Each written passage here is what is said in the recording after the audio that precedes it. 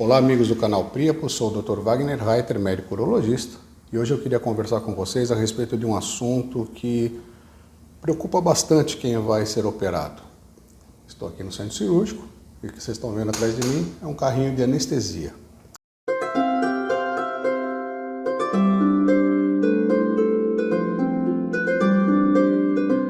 A anestesia foi um dos grandes avanços da medicina. Foi o que permitiu que a gente abordasse cavidades do corpo humano e pudesse operar lá dentro, trabalhar lá dentro, salvando vidas, arrumando problemas, ferimentos, curando doenças infecciosas, traumas, tumores, cânceres, enfim.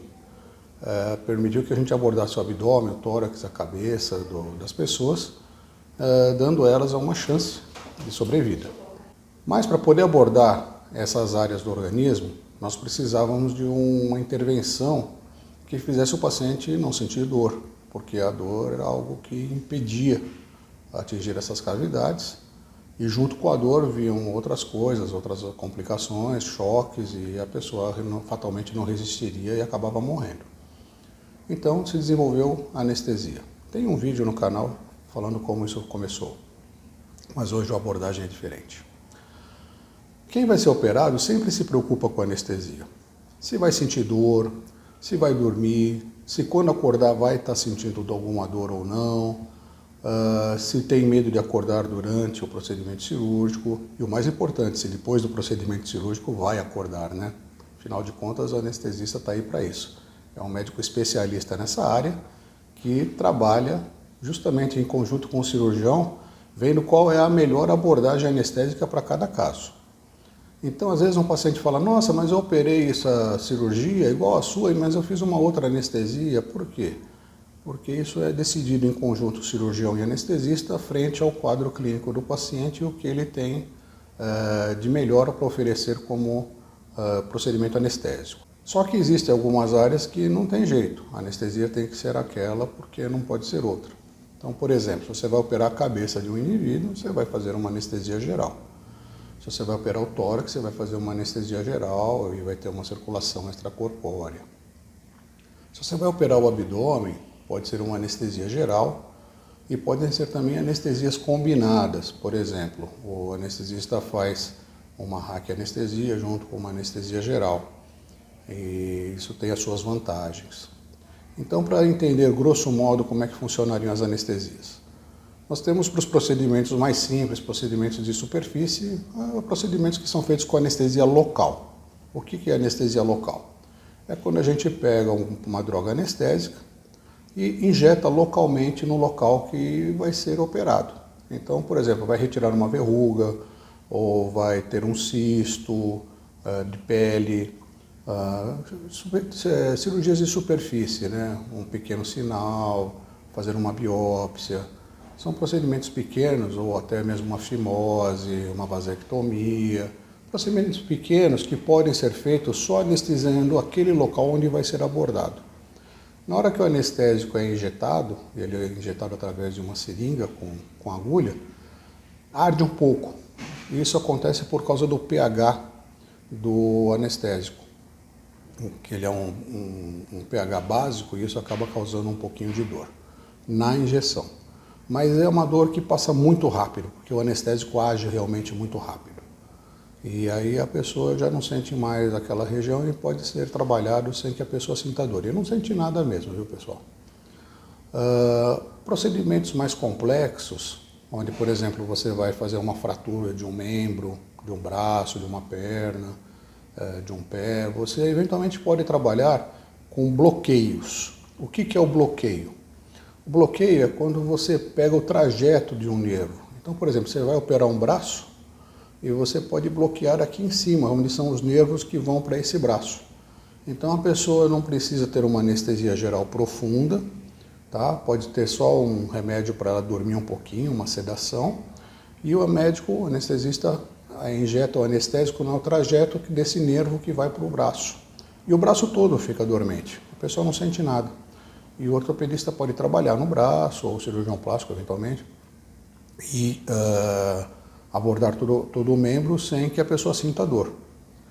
A vantagem do bloqueio Qual que é? É que dependendo da droga anestésica que se está utilizando, pode-se usar drogas de mais longa duração. Então, quando termina o procedimento cirúrgico, aquela anestesia ainda vai estar funcionando por mais algum tempo, algumas horas. Então a pessoa fica sem sentir dor por um bom tempo. Outra forma de anestesia é quando se vai bloquear uma área maior do corpo. Então, por exemplo, metade do corpo. Nós vamos operar uma pessoa da cintura para baixo. Por exemplo, uma cirurgia de cesárea, uma cirurgia ginecológica, uma cirurgia urológica, cirurgias de hemorroidas, enfim, cirurgias onde vai ser abordado da cintura para baixo. Nessa abordagem, não necessariamente precisa de uma anestesia geral. Pode ser feita, mas a preferência que existe seria para as anestesias de bloqueio, que são a RAC, anestesia, e a anestesia peridural. Ambas são aplicadas na coluna da pessoa, só que existe uma diferença entre elas. A diferença qual que é? Dentro do canal da medula, onde passam os nervos que vão do cérebro até o resto do corpo, aquele trajeto nervoso, aquele cordão nervoso que passa lá dentro, que é a medula nervosa, ela está dentro, envolvida numa membrana. E dentro dessa membrana existe um líquido, que é o líquido raquidiano. A cirurgia RAC, anestesia, é feita quando se perfura todas essas camadas até entrar dentro desse saquinho, desse líquido, e injetar o anestésico lá dentro. Então o que vai acontecer nesse momento? Daquele ponto para baixo, o líquido anestésico vai descendo por gravidade e toda aquela raiz nervosa vai sendo anestesiada. Então vai anestesiar tudo, daquele ponto da punção para baixo. Então vai ficar anestesiado do umbigo para baixo, por exemplo. Então as pernas param de funcionar, tudo vai parar de funcionar. E não vai sentir dor por um bom tempo. A anestesia peridural também é feita na coluna, mas ela não perfura essa camada, essa pelezinha que recobre a medula nervosa. Ela fica para fora dela. Então o anestésico ele vai ser injetado e vai pegar aquelas raízes nervosas que saem naquele local. Então a diferença qual que é? Que a anestesia da peridural, ela anestesia uma faixa da pessoa. Então, por exemplo, se você vai mexer no umbigo, você pode fazer com uma anestesia peridural. Ela vai anestesiar toda a faixa do umbigo, mas a pessoa vai continuar mexendo as pernas, sentindo as pernas e vai continuar com a parte de cima também normal. Então ela só vai sentir um adormecimento naquela região onde vai ser trabalhado. É boa também para anestesias de superfície, anestesias que não precisam entrar muito dentro do paciente. O outro tipo de anestesia seria a anestesia geral, que é quando o paciente é colocado para dormir profundamente. Então você desliga tudo mesmo. O paciente vai tomar uma droga que vai agir a nível cerebral e vai tirar a dor, vai tirar a consciência, a pessoa vai dormir, ela não vai lembrar de nada. São usados relaxantes musculares para a musculatura ficar soltinha, ficar mais fácil de trabalhar, para não ter um reflexo, porque existem reflexos mesmo com a pessoa dormindo. Enfim, então a anestesia geral é uma anestesia mais profunda. E a anestesia geral é feita dando drogas anestésicas continuamente para o paciente. Geralmente isso é feito por via inalatória e usa um aparelho como esse aqui, onde o paciente é entubado e o anestésico vai entrando e saindo do paciente através da via pulmonar. Se você tiver uma anestesia, um procedimento que vai mexer, por exemplo, no tórax, no coração do paciente, no pulmão, precisa parar o coração, a circulação sanguínea, então você não tem como utilizar essa anestesia geral através da via pulmonar. Então existe um outro mecanismo que seriam anestésicos gerais, anestésicos que mantêm o paciente dormindo o tempo todo, mas endovenosos, através do sangue. Isso daí é feito colocando-se o medicamento no aparelho que faz a circulação do sangue fora do corpo, mantendo o paciente anestesiado enquanto o procedimento é feito. Depois que termina e volta a ter movimento respiratório, pode-se mudar novamente para anestesia inalatória. E também existem as anestesias que são combinadas. Por exemplo, você faz uma raquianestesia, o paciente fica anestesiado da cintura para baixo, e você faz uma anestesia geral também. Qual que é a vantagem disso? Quando você tem que mexer profundamente numa cavidade, por exemplo, na cavidade abdominal, só com a raquianestesia às vezes não fica muito bom. E com anestesia geral, você acaba dando muito anestésico por muito tempo para o paciente enquanto decorre a cirurgia, tem que ficar controlando.